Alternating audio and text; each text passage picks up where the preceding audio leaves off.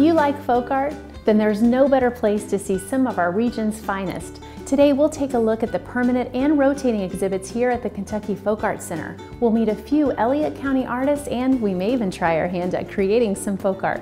Let's go check it out. The Kentucky Folk Art Center is located in the historic Union Grocery Building at Morehead State University, where it serves as a cultural and educational service to the area. With a permanent collection of nearly 1,400 pieces of folk art, this center offers more than your typical museum experience. All of the artists here are self-taught, and their art, often whimsical, serves as a testament to the concerns of the common man. I'm here with Matt Collinsworth, who's the director of the Kentucky Folk Art Center here in Morehead. This is quite a unique museum here. Tell me what makes it so special.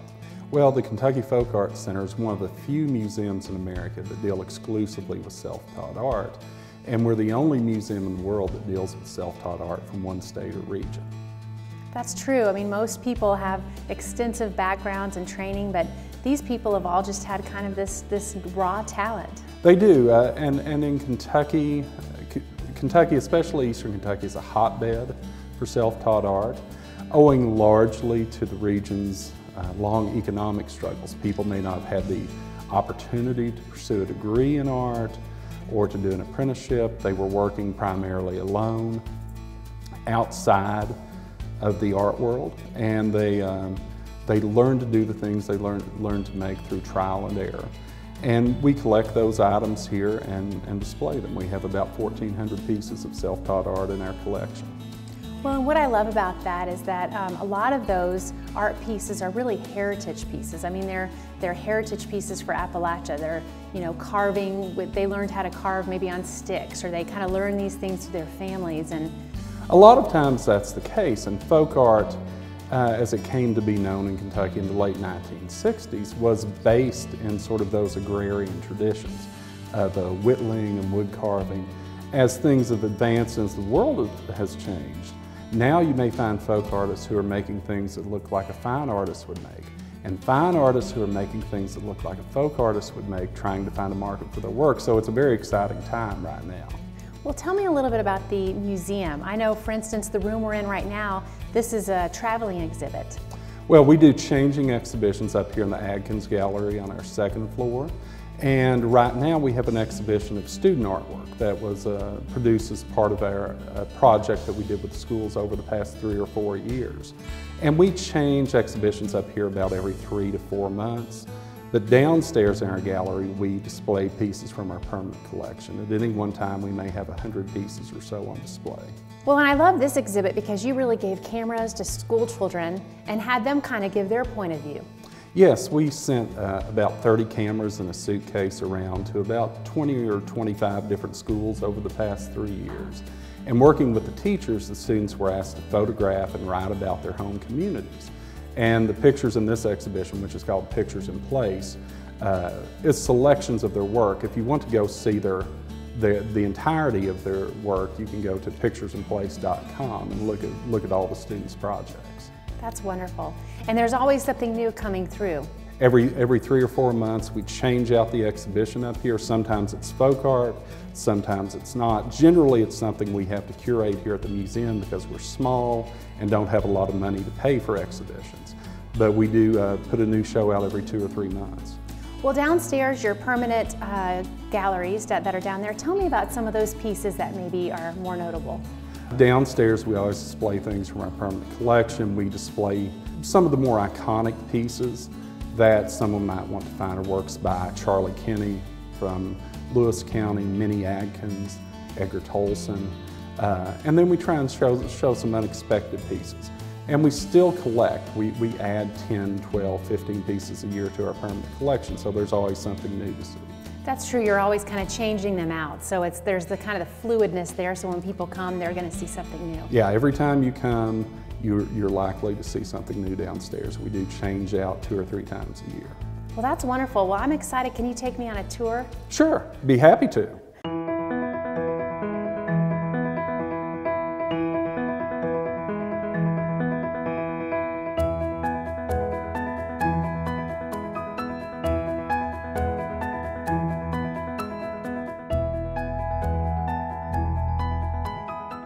The Kentucky Folk Art Center is housed in a two-story building. The main floor features folk art from the museum's collections, including the Lavina and William Richardson Gallery, a 50-seat Jimmy Ruth Auditorium, and a gift shop, which offers original folk art, crafts, jewelry, books, toys, housewares, and more.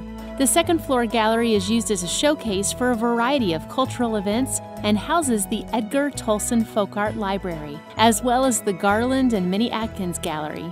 Acclaimed folk artist Minnie Atkins got her start carving at a young age, making twig roosters. Her art has received many prestigious awards, such as the Award of Distinction from the Folk Art Society of America. She's also received national attention. Her work is on permanent display at many fine galleries, including the Smithsonian, and is also in the private collections of Oprah Winfrey and Barbra Streisand. I'm here today with folk artist Minnie Atkins, and you really grew up around Eastern Kentucky.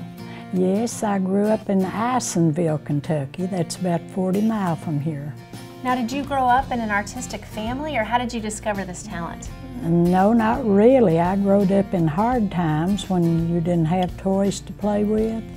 And when I'd want something to play with, I learned I could use a pocket knife and make toys and stuff to play with. I made pop guns and slingshots, and this is what you make a slingshot out of. And then I learned I could carve it down like this and make a rooster out of it. Wow. Put a pair of legs instead of a handle and make roosters. That's wonderful. So out of something that was kind of a hard time, it ended up growing this beautiful passion and talent. Yes, but it wasn't until early 80s that I got into selling folk art, you know. What I have tried to do is help other people to be able to help themselves. And anybody can do this type of work that would like to. They just need to have somebody help them and show them that they can do it. Well, tell me about some of your favorite pieces here. Do you have a couple? Is that kind of like picking a favorite child? It's almost too hard to do. Well, I like to whittle the roosters better than I do any of them. And I guess I've done a lot more of them than I have animals and stuff, you know. Well, that's true, and that's kind of where it all started from, right? Was the rooster, so I could see that being a special place. Well, I'm excited to see you at work.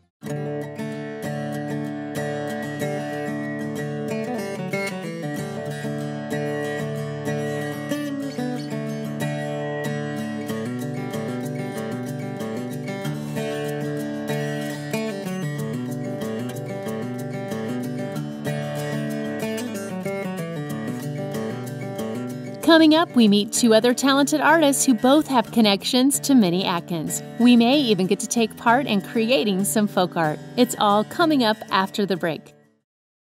Today, we're visiting the Kentucky Folk Art Center in Moorhead, which is Kentucky's only art center devoted to untrained artists. We talked with Executive Director Matt Collinsworth about their exhibits, galleries, and special events. We also talked with famous folk artist Minnie Atkins, who's had a huge impact on the folk art community, not just for her art, but also for her mentorship. She's influenced many other notable folk artists like Joanne Butts, who also just so happens to be Minnie's cousin. Joanne also grew up carving at a young age and creates a wide variety of animals that reflect her formative years growing up on a farm in eastern Kentucky. I am here with folk artist Joanne Butts. And you actually are Minnie Atkins' cousin. Yes. Am I fortunate? Well, you are, and also fortunate to be in that gene pool, I guess. There's Yes. some artistic talents. Yeah, it came from having nothing as a child and creating your own toys as a child and for your siblings. So I learned from taking nothing and making something out of it in order to have toys to play with. You've been able to parlay that into quite a fun business here. Yes. You know, you're using a similar art where, you know, you're whittling and things, but yet you've interpreted it so wonderfully suited for your strengths of painting. Right. Yeah, I try to make everything bright and colorful so that it'll cheer people up. I can't stand to make anything that's dull looking. I just can't do it. They say, well, make me something that's brown. I said, oh my gosh, it just hurts my soul to make something that's dull looking. So that's why everything's bright and cheery. I like it. Yeah, that's wonderful. To brighten up people's days. Well, do you have a favorite piece, or is it just kind of different ones through time? Well, I didn't bring any roosters today, but my roosters, I do all kinds of very various ones of them, bright colors. And then I like my alligators too, and owls. Oh yeah, I love the big eyes. Those are so cute. And this must be pretty intensive. Yes. To do one. I mean, you must be kind of seeing a grid in your mind. Yeah, you have to have a grid, and you just work with the dots like an alligator skin. So. Right. Well, and I understand I might get a little painting lesson today from you. Yes, if you want to. I do. I mean, I don't know if you can work with me or not, Yeah. but I'd at least like to see you work and Okay. see if I can learn a thing or two.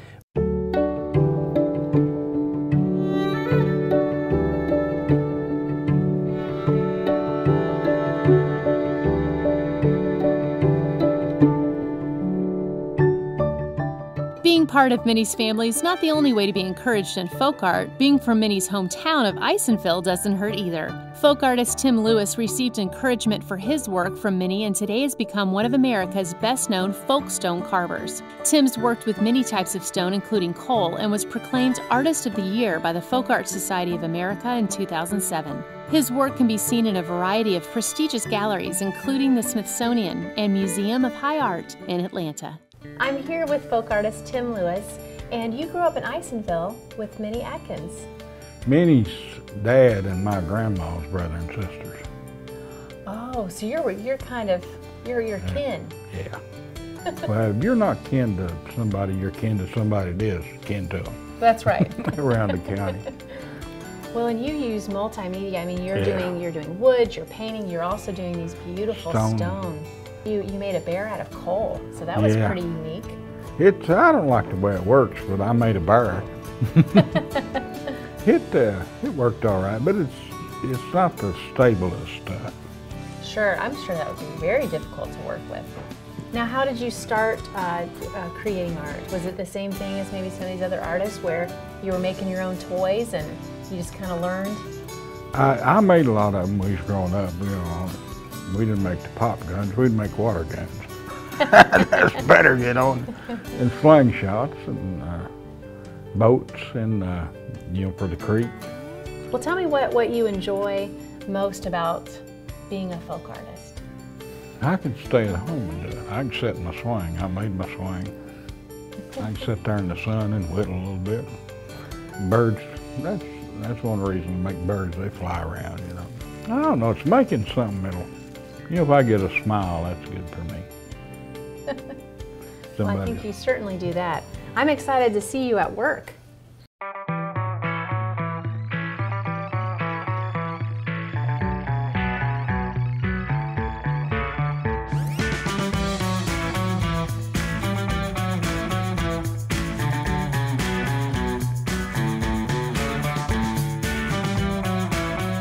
The Kentucky Folk Arts Center was awarded the Kentucky Folk Heritage Award in 2009, and there's no denying, this is the place for renowned Appalachian folk art. No matter when you come, you're sure to experience a wide range of visual arts, textiles, and photography. And the best part is, this museum is free. Of course, one of my favorite kinds of art is the wearable kind, and they even have some of that too. Make sure and add Kentucky Folk Arts Center to your local travelers list.